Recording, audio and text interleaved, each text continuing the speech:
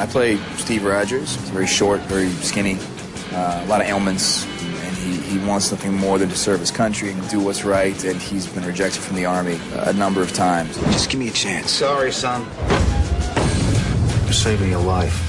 It's not about the transformation, and we thought very long and hard about how do you do the transformation in a way that hasn't been seen before, and every time you'd think about all the movies that have done it before. And so rather than it being about the transformation, what we decided it was going to be more about establishing the character beforehand.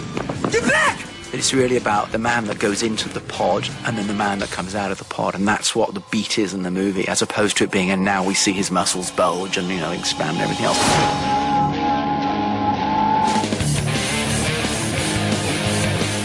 Chosen by this doctor, Dr. Erskine, for this experiment that makes him Captain America. Not just anybody can get this procedure and get superpowers and be a superhero. That's not the case at all. It is Steve Rogers.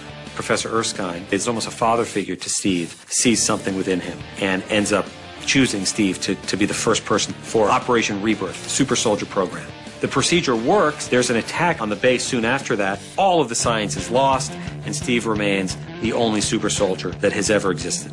There is a common issue among all the Marvel heroes, is that they have a very vulnerable side to them. And Steve Rogers is certainly no exception to that. He is probably the most vulnerable.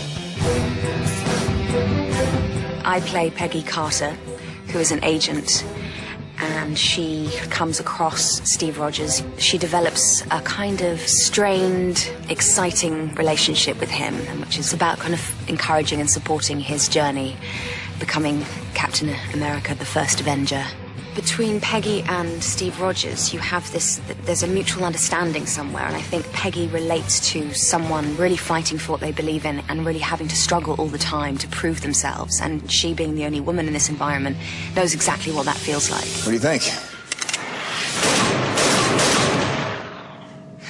I think it works.